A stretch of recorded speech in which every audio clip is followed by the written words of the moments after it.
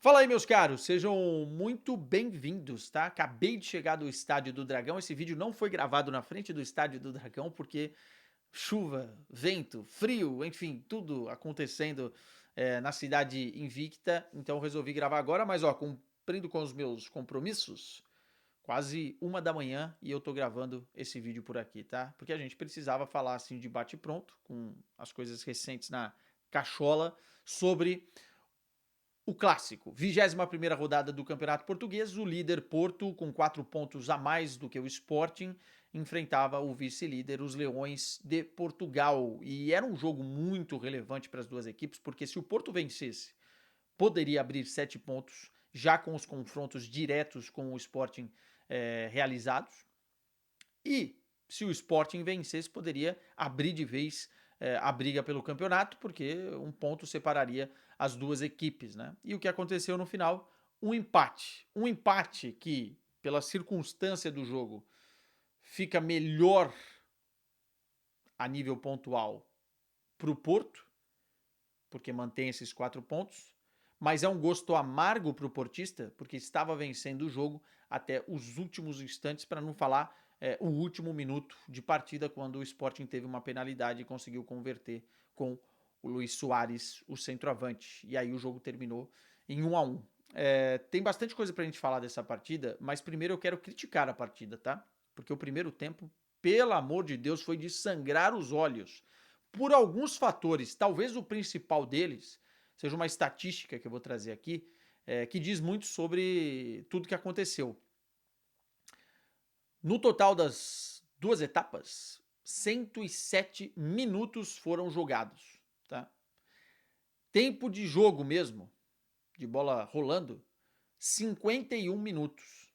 Ou seja, muito pouco tempo, muitas faltas marcadas, muita paralisação por conta de alguns fatores. Sinalizador de torcida no primeiro tempo foi um. Aliás, parêntese aqui, o estádio inteiro vaiou a torcida organizada do Porto por conta dos sinalizadores. Era um momento que o Porto parecia que estava melhor no jogo, depois dos 15 primeiros minutos que o Sporting abriu o jogo um pouco melhor, numa rotação um pouco melhor. O Porto consegue estar melhor no jogo e aquela paralisação na primeira etapa demora muito para passar. E não só, como eu falei, muitas faltas, o árbitro também parando muitas vezes o jogo, tentando controlar ao pormenor, e quando você controla ao pormenor, você também não deixa as coisas correrem, mudando localização de falta, mandando voltar, dando cartão para todo lado, enfim. Eu não gostei da forma com que o árbitro conduziu o jogo em si, mas mais do que isso, fica explícito nesse tempo jogado que faltou futebol. Acho que o primeiro tempo caracterizou muito isso, sem chances claríssimas para ambos os lados. Eu acho que houve também um respeito muito grande das duas equipes. O jogo bem encaixado naquilo que eram as estratégias e pouca vontade de arriscar. E aí que eu condeno mais, talvez, o Sporting do Rui Borges, porque era um jogo para o Sporting arriscar. Tudo bem, sair de lá do Estádio do Dragão com 4 pontos de diferença ainda deixa o Sporting muito vivo na disputa. Eu acho que até o Benfica está vivo, porque está a 7 pontos, se eu não estou enganado, de diferença do Porto. Aliás, o Benfica foi o grande, entre aspas, vencedor desse clássico, né? Porque ainda mantém os 7 pontos, ainda olha para o Sporting tentando pegar aí a segunda colocação.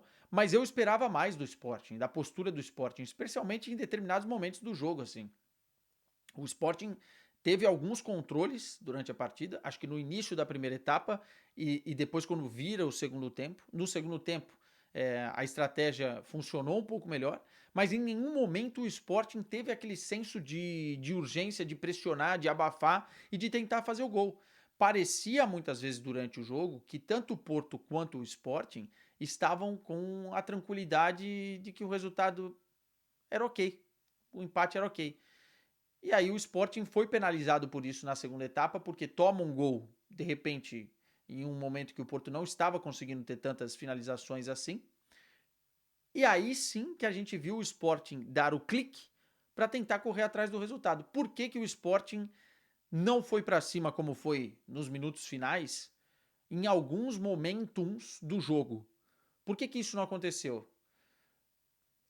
eu não vou usar aqui a palavra covardia, não é isso, mas faltou ousadia para o Sporting, faltou aquele senso de querer vencer o jogo a qualquer custo, entendeu? Porque se o Sporting diminui essa vantagem para 1 ponto, fica muito mais acessível, muito mais aberto o campeonato. Não era uma final, e depois que o Sporting toma o gol, passa a ser na cabeça dos jogadores, tanto que o Sporting vai para cima, cria suas melhores oportunidades no jogo, um chute de fora com um trincão, caindo pela direita, que quase acerta um golaço, e depois um lance que o Varela corta quase em cima da linha, e depois na pressão, no abafa, tem o pênalti nos instantes finais da partida, num erro do Moura, né, do Francisco Moura, que entrou no jogo e acabou cometendo um pênalti bobo, abrindo assim o braço, a bola bateu no braço dele e o pênalti foi bem marcado. Então, assim, faltou pro Sporting isso. Acho que faltou mais essa atitude pro Sporting do que propriamente pro Porto. O Porto, claramente, fisicamente, está no momento estranho da temporada. Talvez pela exigência do estilo de jogo do Farioli, o Porto fisicamente entra no momento de atenção. Tanto que o Kiwior saiu machucado, o Martim Fernandes saiu machucado, o Samu saiu machucado, e você vê uma quebra de ritmo do Porto também em determinados momentos. O Farioli falou isso na coletiva de imprensa, né? Que a estratégia dele, por isso que ele faz tantas mudanças aos 60 minutos, é dar mais pernas à equipe, né? Para a equipe continuar mantendo aquela pressão que está no DNA, no ADN do Porto, do Farioli. Mas mesmo assim, dá para sentir que é um momento estranho fisicamente da equipe do Porto, e o Sporting não soube aproveitar isso. Não soube aproveitar isso e quase saiu com o campeonato virtualmente perdido, tá? O que eu gostei do Porto? Falando primeiro dos donos da casa. Ver o Froholt jogar é algo muito bonito para o torcedor do Porto, porque é muito difícil você ter um jogador que já chega e se identifica tanto com o seu estilo de jogo, com aquilo que é o DNA do clube, né? E o Froholt, ele pode não ter uma classe de um médio como Vitinha, ou como Pedri, ou como tantos outros, mas ele tem uma atitude dentro de campo, uma determinação impressionante. Especialmente hoje, defensivamente falando, não é um cara extremamente criativo, talvez até pela função que exerça dentro de campo, mas é um cara que marca para todo lado e está presente em todo lado, né? Falo do Froholt e tenho que falar também do Bednarek, para mim foi o melhor jogador do Porto em campo, né? Um zagueiro que está acima do nível do futebol português hoje, do campeonato português. O Bednarek é um senhor jogando futebol, ele consegue controlar muito bem a profundidade, hoje ele encaçapou o Luis Soares por diversos momentos, ganhou duelos 1 contra 1, foi o patrão da defesa, né? O Thiago Silva começou no banco de reserva, a defesa formada por Bednarek e Kiwior, com o Martim Fernandes improvisado pela esquerda e do outro lado o Alberto. Eu acho, tá, que se o Kiwior tivesse 100% fisicamente, ele iria para a esquerda e o Thiago iria ser o zagueiro nesse jogo. Mas o Kiwior não estava tão bem e fazer funções de lateral exige do jogador fisicamente um nível superior do que fazer função de central, de zagueiro. Então, acho que foi por isso a escolha, porque ele jogou o Martim Fernandes numa furada, né? Teve que marcar o Geni Catamo, que para mim foi um dos melhores jogadores do Sporting no primeiro tempo, especialmente, onde o Sporting tinha um escape ali pelo lado direito. Mas só para terminar, o Porto, gostei muito desses dois jogadores que eu mencionei. O Kiwior até foi bem enquanto ainda estava em campo. Não gostei do Gabri Veiga, mais uma vez apagado. O Gabri Veiga, nesse tipo de jogo, você espera que ele conecte, que ele descubra um passe, que ele seja o armador, que ele pegue no jogo de uma forma diferenciada. Ele não fez isso.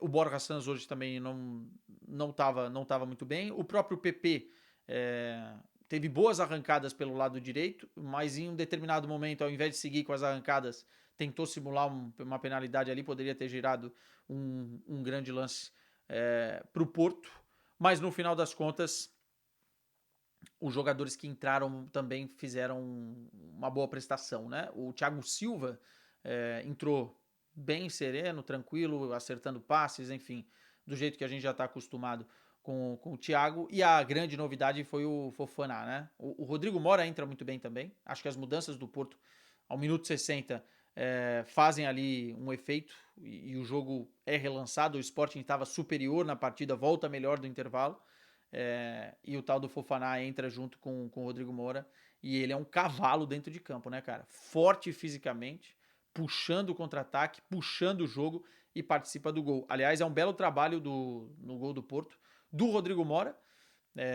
Há ali umas 3, 4 finalizações, um gol chorado, parecia que a bola não ia entrar, e o Fofana vai lá e decide, né?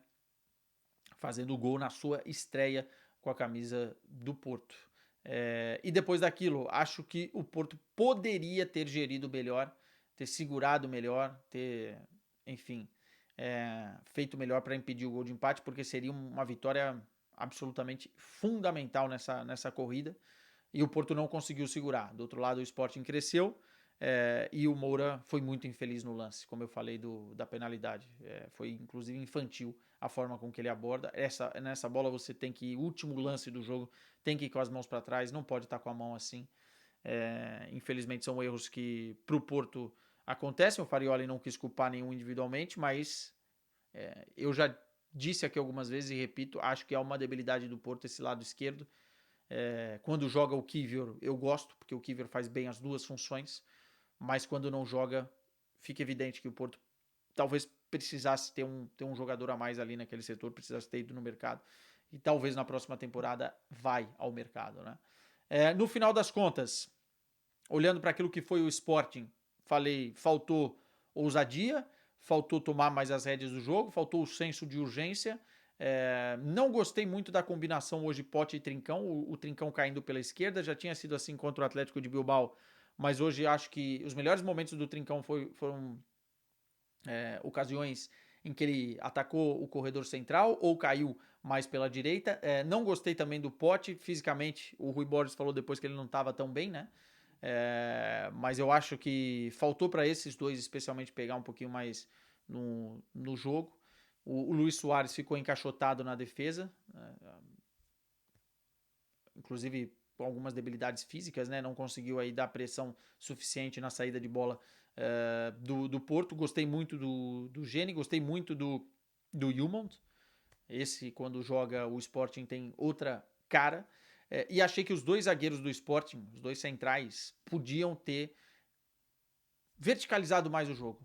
Lateralizou demais. O Sporting demorava muito para fazer as suas construções, né? E eu gosto quando o Sporting acelera, porque tem jogadores para isso. E parte dos centrais, parte do Diomandé, parte do Gonçalo Inácio, acelerar essa bola nessa formação de construção com 4 jogadores, né? Tem segurança para ficar rodando bola para um lado e para o outro, mas ao mesmo tempo você perde velocidade, e o Porto se organiza muito bem defensivamente, né? Então fica difícil você furar um bloco de uma das melhores defesas da Europa, da melhor defesa do campeonato português, como é o Futebol Clube do Porto. Enfim, o empate relança o Benfica, ou as esperanças do Benfica. Acho ainda muito difícil, mas dá para competir pelo segundo lugar, pelo menos. Agora, o Porto vai ter algumas saídas difíceis, né? Pega o Braga fora de casa, pega o Benfica fora de casa, pega o Nacional fora de casa, que pode ser um jogo traiçoeiro, mas pode ostentar esses 4 pontos, né? Se o Porto vai perder pontos no meio do caminho, o Sporting provavelmente também irá perder. E de alguma forma, esses 4 pontos deixam o Porto ainda confortável na liderança do Campeonato Português. Meus caros, é isso. Comentem aqui. Não esqueçam de dar o like. E se quiser se inscrever também, deixa eu contar um segredo para vocês. É de graça, hein?